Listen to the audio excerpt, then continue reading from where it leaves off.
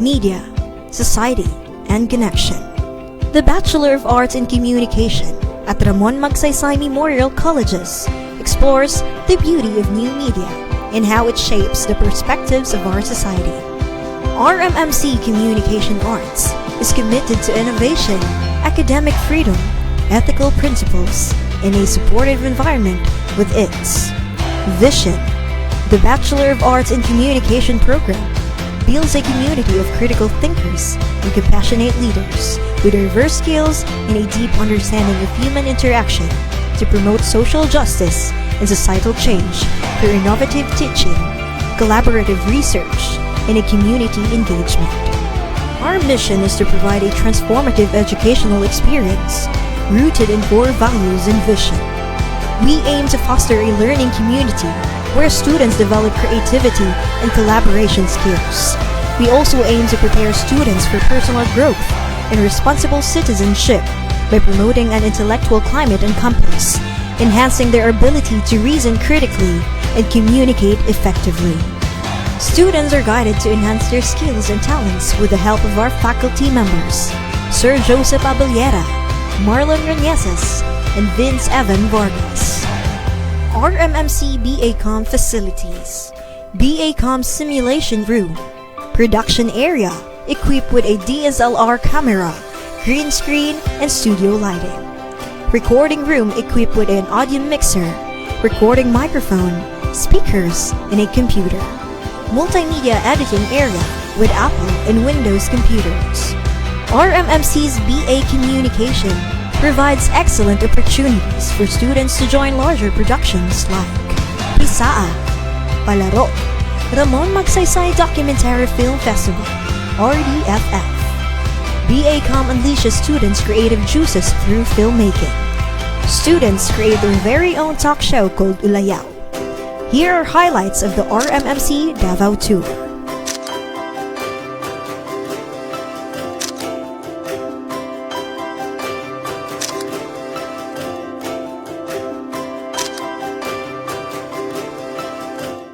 RMMC Bay Communication Program stands out for its hands-on approach, providing students with practical experience in media production, broadcasting, and film. So it nurtures creativity and critical thinking while emphasizing storytelling, intercultural communication, and industry collaboration. So the RMMC Bay Communication Program ensures that students are well equipped with all the skills of preparing them for a dynamic communication careers.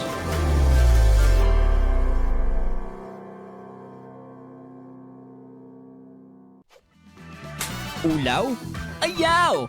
Guess who? Wow! Mabuhay, Ulayaw! Heto na ang usaping tsak na di ka mapapayaw at kung saan ang bawat storya ay maririnig. Ulala! Samahan nyo kami sa paglalakbay at sulukin ang mga iba't ibang kwentong taglay. Mapasino ka man o ano ka man ay ating pag-uusapan. Sa Ulayaw, ikaw ang bida. Kasama inyong host, JV Habat, at ito ang inyong programang Ulayaw.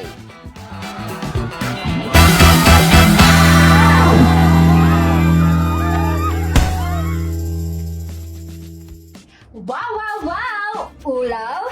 Ayaw! Welcome back to Ulayaw! Magandang araw sa inyong lahat! Na-miss nyo ba kami? Well, miss no more dahil nandito na ang numero 1 programa nyo, ang Ulayaw! Ngayong araw, may makakasama tayong isang special na guest. Sino kaya siya? Nag-graduate lang naman siya sa Bachelor of Arts in Communication sa Ramon Magsaysay Memorial Colleges and elected as Barangay Councilor and the winner of Mutya ng South Cotabato 2023. Kaya wag na natin tong patagalin pa, tawagin na natin siya. Let us all welcome Miss Kimberly Holiera. Hello, Miss Kim. How are you today? Oh my God. I'm good. You're so pretty. Oh my gosh. Thank I'm you, a fan. JV. I'm a huge fan. Thank you. I'm a fan of you too. Since I know that JV is starting her hosting career in RMMC, right? Because I've worked with JV Yes. last Prisa. As a scriptwriter and a Yes, voiceover. voiceover. So I'm actually a fan of you too. Na thank you so much, Ate Kim. I'm a huge fan po because I see you in TV. Uy! We are so glad to have you here, Miss Kim. So, most of us knew you just won the crown of Mutya ng South Cotabato last year. Congratulations again. Paano naman ang mga naging experience mo? What inspired you to join that pageant? Alright, so what do you want me to answer? Experience or what inspired me to join? What is your experience to join that pageant? Okay. First of all, my experiences during the Mutya ng South Cotabato 2023 is, of course, a meandering process, no? It is a process that you cannot just expedite into pieces. I mean, of course, the preparation of Mutya ng South Cotabato is not just a week preparation. It took us April, May, June, July, 4 months of preparation. And during the whole experience, of course, it was something that was a plot device for me to recreate myself, no? Because, in the industry of pageantry, sometimes people really pushes you or exerts that effort for you to feel like there should be a standard. But Mutya ng South Cotabato 2023 is an experience that changed and helped me to break barriers. Yes, and the other question is, What inspired you to join that pageant? yeah, so siguro most people knew na I'm already in the pageant industry way before. Yes. I also represented the College of Arts and Sciences for our Mr. and Miss Palaro. And I stand still strong for being the 4th undefeated queen from the College of Arts Sciences. So that was the era that the crown is undefeated from our college. So a lot of pressure is in that. Of course, I also represented RMMC in the Prisaa. I also joined pageant in our local community. Way back 2016, I made an history because in just a span of 2 months, I bagged 2 crowns. The Mutya ng Poblasyon and Mutya ng Siluwait in Pulumulok, South Cotabato. But I think the inspiration was kasi in the manner of how I present myself, I'm always somehow leaning to the masculine side. So way before, when I'm not that intellectually intelligent and emotionally intelligent, when I do not know myself, parang I hate pageantry because like I don't feel like I can go to the stage and it's like the catwalk, you know that, you know Yes. what I mean? But as years pass by, I finally learned to embrace myself, and of course, it's because of my mom.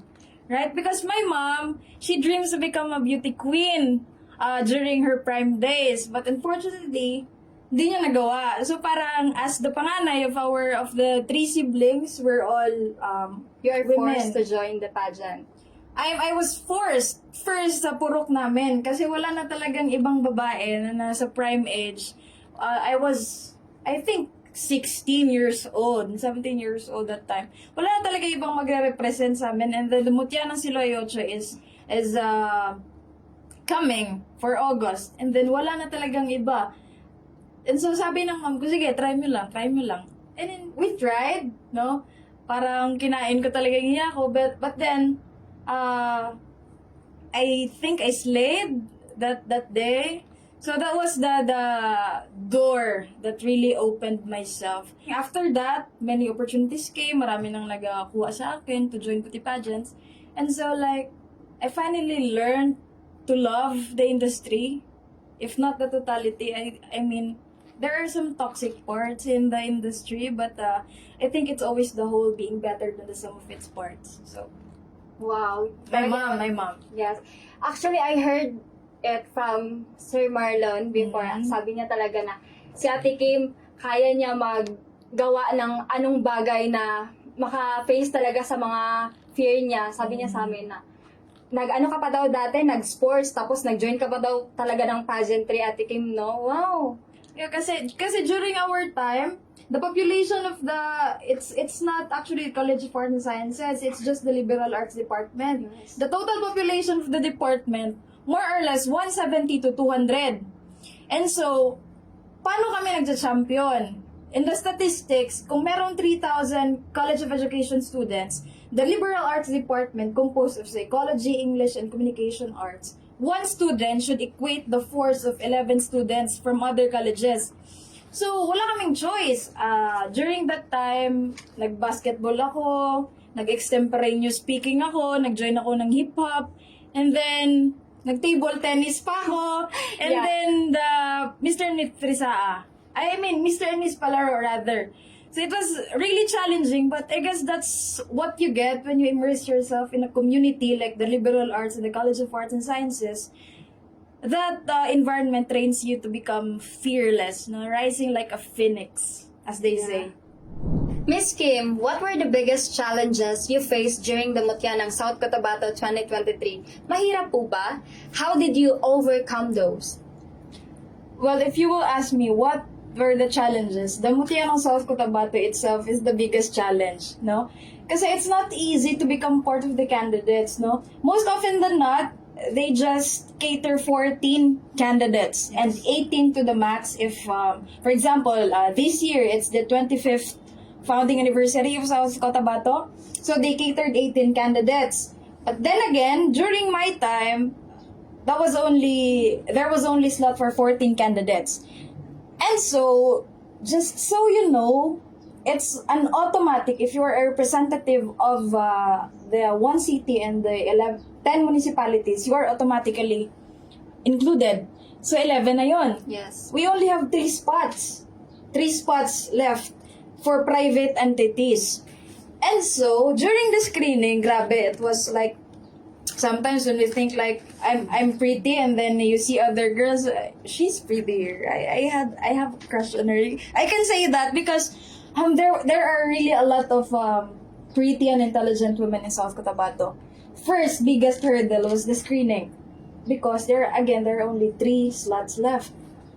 It turned to 4 slots because the municipality of Tibuli wasn't able to produce a candidate for that year.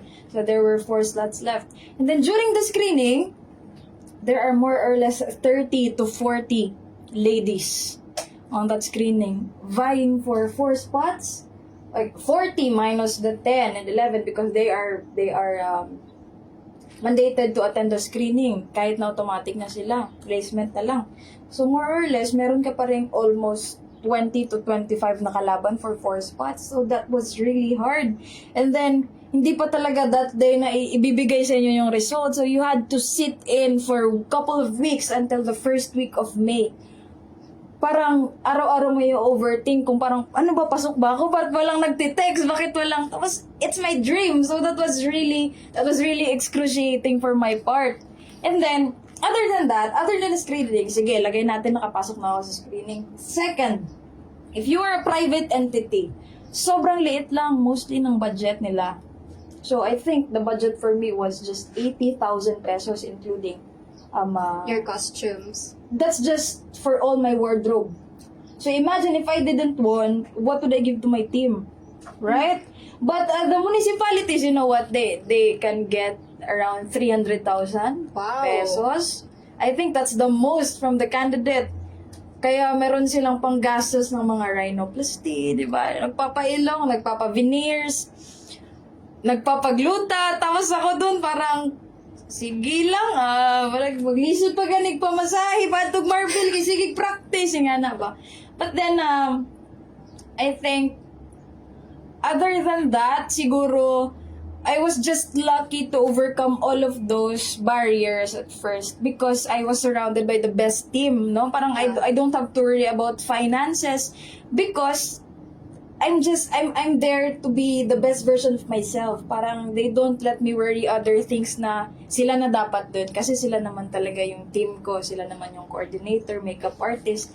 And then siguro the top 3 na greatest battle during the Mutyanang South Cotabato is how would you redirect your mindset? Because I always believe, no? I always say this, what the mind conceives, the body will achieve. Now, if you are surrounded by 13 other beautiful, talented, intelligent ladies, every time during practice, na kahit walang makeup, parang, ano ba, magko-compete pa ba ako nito? Parang ganun yung nafe-feel mo, but the hardest part was how would you redirect your mind? Because if your mind already accepted that you would not make it to the top 5 or you would not make it to the crown, your body will do everything to give you that position. So how would I redirect my mind? So ang ginagawa ko every time nagpa-practice kami ng production, siguro that's one of my aces because I'm also a dancer. I used to dance in RMMC, Jaros. During how I condition my mind ba na parang akin dapat to I waited for 5 years. The hiatus of my pageant journey was 5 years because I don't want to go to another stage na I'm aware na there's lacking in me.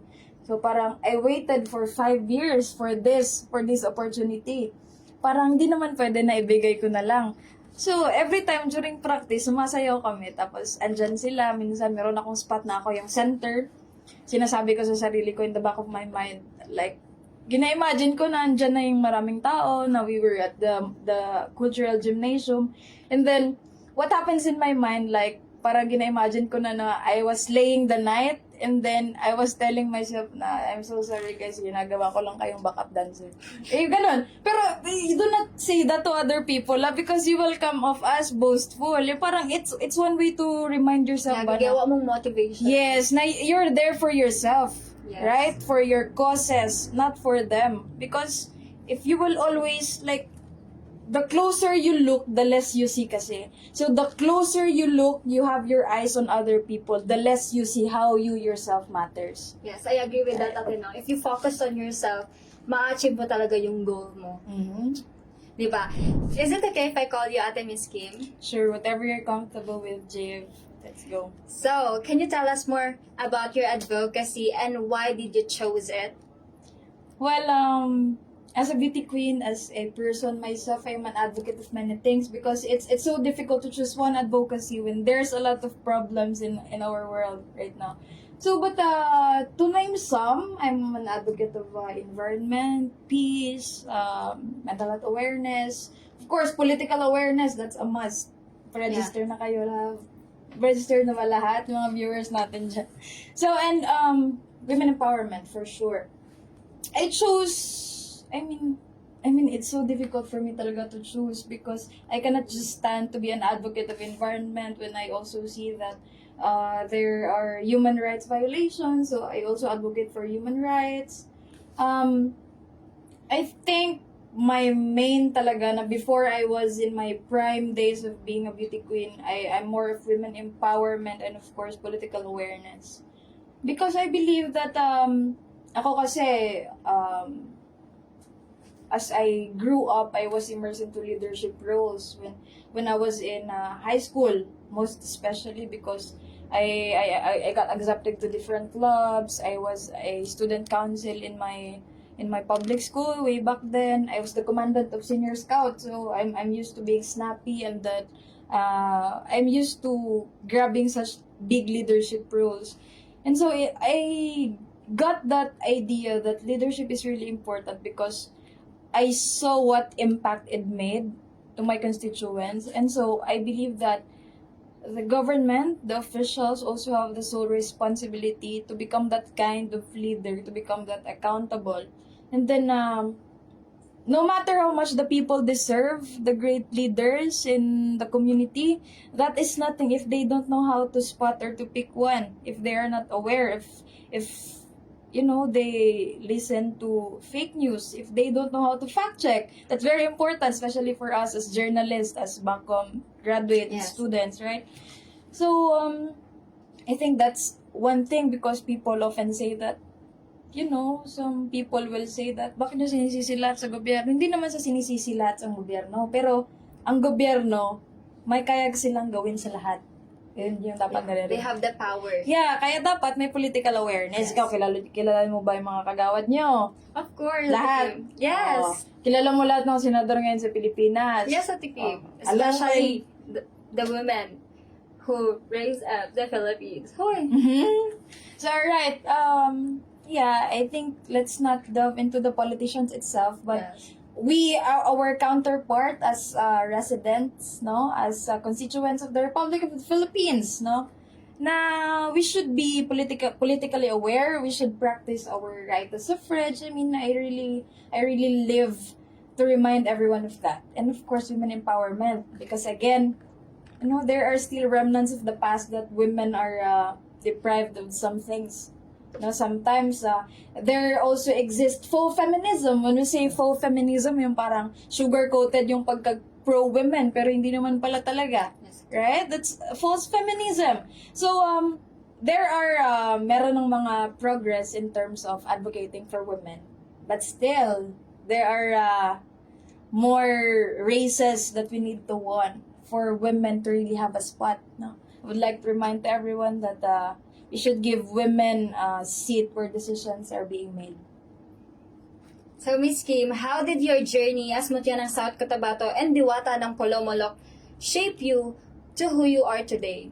Yeah, that's really a great question because Diwata ng Polomolok 2022 and Mutya ng South Cotabato 2023 happened just less than a year lang. Pero the contrast of who I became during those pageants is very different, no?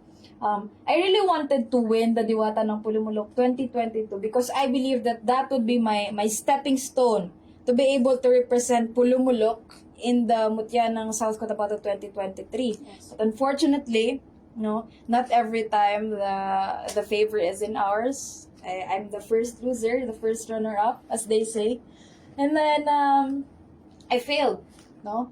Siguro, it is because I realized that I took the Diwata ng Polomolok 2022 not as a failure, but as a lesson. And then, look what it made me. I emerged victorious sa Mutya ng South Cotabato 2023, right? Because I think during the Diwata ng Polomolok 2022, I convinced myself that I can fit into the standards of the feminism, the stereotypical feminism ba.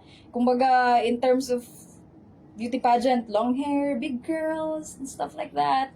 But I think I fell short because of that. No, it's almost but never enough. So what I made sure during the Mutya ng South Cotabato 2023 is to present myself in that stage being who I am. The Kim that everyone knew on or off the camera or on or off the stage. So I was never afraid to show off masculinity in the way I walk. It was never like, kasi I think if I have to critic myself during Diwata ng Polomolok 2022, I would cringe seeing the way I walk. Like, parang masyadong pinipilit maging dalaga-dalagahan. But the day that I failed to become the Diwata ng Polomolok 2022 is exactly the day that I made the game plan how to become the Mutya ng South Cotabato 2023. That's true. Game plan is important because it's just a short stint. Make the most out of it. No? So, yun. During the Mutya ng South Cotabato 2022, parang, I need to walk like how confident I am that I'm masculine. Parang, I mean, you're still beautiful even if you're masculine. It's not an insult to become masculine, girls, no? The same as a boys. It's not an insult, boys, to become feminine, right? So, Ate Kim, may nagbago ba sa life mo ever since na nalo ka as Mutya ng South Cotabato 2023? Of course. I still believe that in all of my life, Mutya ng South Cotabato 2023, me having the title and being the Mutya itself is a canon event in my life. After that, just opportunities came. I was heard. It gave me a platform to be known with all my causes, with all my advocacies. And then I also believe that kasi before Mutya ng South Cotabato, I'm already a youth volunteer in my locality, no? I am a youth leader. I am the Federated President of Kabataan ng Bagong Pag-asa in Polomolok, South Cotabato. No, delivering youth services and empowering youth. But I think without me winning the Mutya ng South Cotabato, people would not realize the spaces that I take up.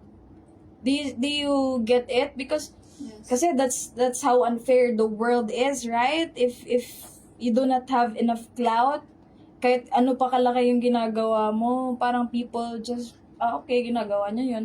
Pero when you have the clout, kaya when you have the chance to have that name, you make the most of it to protect it and to make sure that you do everything in your power with great responsibility to do everything with that clout na nasa tama naman. Well, since the day that I won Mutya ng South Cotabato 2023, a lot of young women, a lot of women all over the Philippines messages me in Instagram and Facebook thanking me because they felt my cause. There was one beauty queen in Iloilo that thanked me because I was an inspiration daw for her to cut her hair short because she really wanted to do that for a very long time now, but she joins pageant, so she's hesitant. And then I think because of those people who thanks me for me breaking the stereotype and challenging the norms of the pageantry world, I think that made me who I am today. That aside from the financial blessings and opportunities, the Mutya ng South Cotabato 2023 title made me more humble. It gave me a lot of humility, a lot of gratefulness, because it's just so happy to be a part of bigger things. As what you said earlier, Miss Kim, you prefer to be in the muscular side rather than in femme. You know, Miss Kim, a lot of young girls or people in general find it hard na lumabas sa kanilang comfort zone, especially joining pageants. What advice would you give to those people, especially sa mga aspiring beauty queens or young girls na chasing their dreams? Well, first and foremost, it's not that because I prefer the masculine side.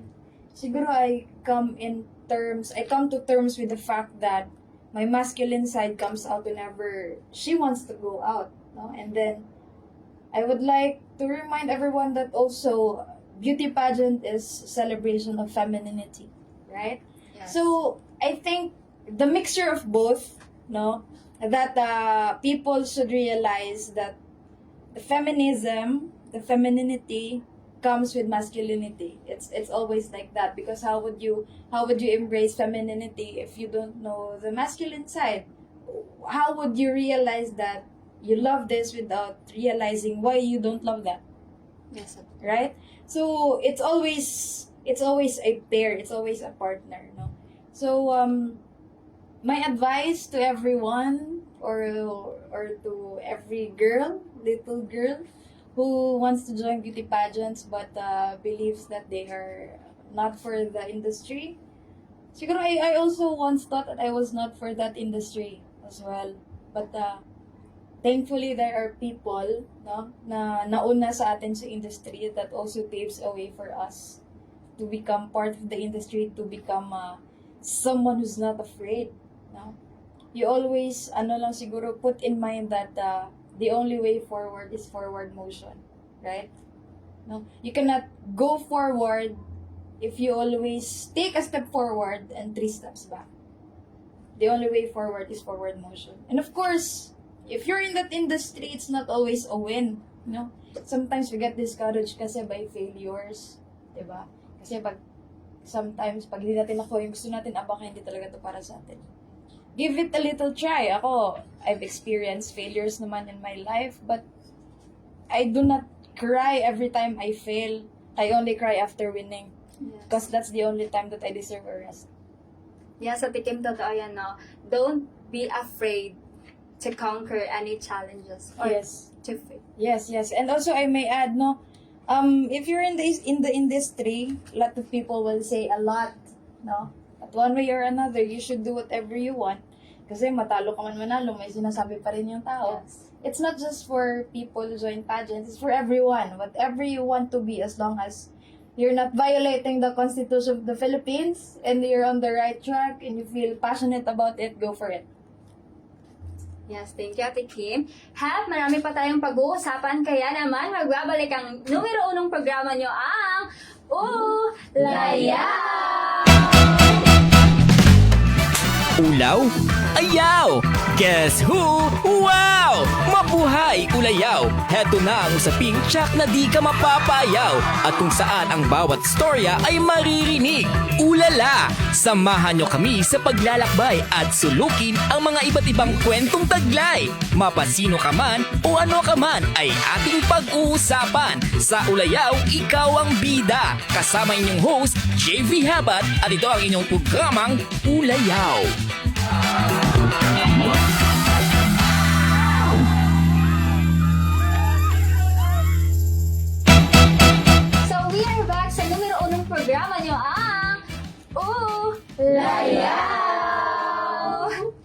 Now, Miss Kim, that you achieved so much in pageantry, what's next for you?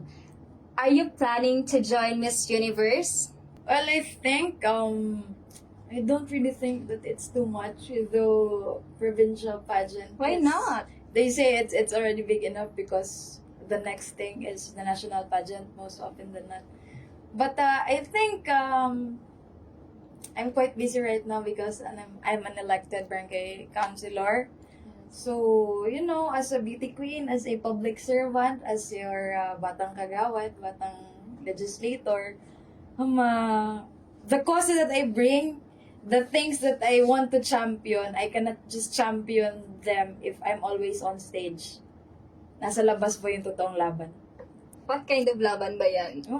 Laban na to ni Pacquiao po. Yung mga laban na gusto nating i-champion, yung mga advocacies natin, yung mga reforms na gusto nating itaguyod sa ating community, sa barangay ko, sa munisipyo. Siguro mapapabayaan sila if agad-agad akong susulong sa national pageant. Yes. As you can see sa social media, masyadong madaming mga pageant pages na nagtatag sa akin always. So, Miss Kasanggayahan, meron akong doon na sana sumali ako sa Miss Yes Universe ng dati, Pilipinas. Yes ng Pilipinas. Parang merong mga parang wish list, no? Pero I think, ako kasi, why go to competition if you know na hindi mo pa kaya, Yes. di ba? You must go to competition if you're just sure that you can win. That's the mindset.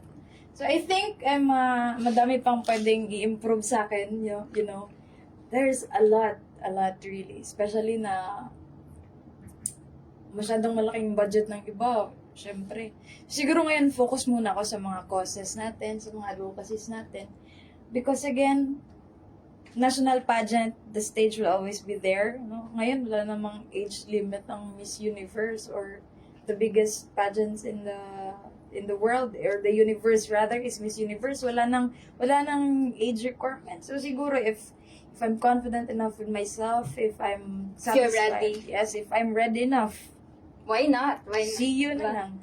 Sunod. See you, Miss Universe, ganon. Let's see. Before we end this talk show, Miss Kim, let's do fast talk. Ito yung parang hindi ako prepared kasi ngayon lang sinabi na may pasta. It's actually a surprise at Kim. Para cash pa lang pagsagot. Okay, are you ready? Never been ready enough. Okay. Morning or night person? Night person. Long hair or short hair? Short hair. Crown or sash? Crown. Makeup or no makeup? No makeup. Coffee or tea? That's a difficult one. But,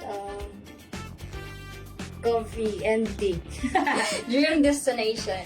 Ooh, Bahamas. Best advice you've ever received? Best advice I've ever received is do not let the negativity eat the positivity. Yes. Confidence or charm? Confidence. Beach or mountain? Beach. Natural look or glam? Natural look. Heels or flats? Shoes. Flats. Yes, that's all. Thank you, Miss Kim. Right. Thank you so much, Ate Kim. We actually have something for you, a token of appreciation. Thank you so much. Can I have it? Here, Ate Kim. Thank you so much. Thank you so much. It's my favorite color. Blue. Thank you. Do you have any follow-up message to our viewers, Ate Kim? To everyone, sa viewers natin September natin araw na isinushoot ko. So, it's also the National Peace Consciousness Month. So, let peace be alive in us. Let be at peace with ourselves, at our community, at our family, at the environment. So, yun lang. And of course, thank you so much, Skinfluencer Center Johnson, for taking care of me always. Yes, thank you. Palakpakan naman natin sa Ate Kim. So, narinig niyo ba yun, mga kaulayaw? Sana may nakuha kayong mga aral sa ating guest na si Miss Kimberly Holiera. Muli, maraming salamat sa ating special guest. Thank you so much for accepting our invitation. I'm sure maraming natutunan ng ating mga viewers. And thank you sa ating RMMC Communication Arts Society na nandito sa likod ng ating camera. Thank you so much. Dito na po nagtatapos ang Season 2 ng Ulayaw. I'm your host, JB Habat, and see you sa next episode ng Ulayaw!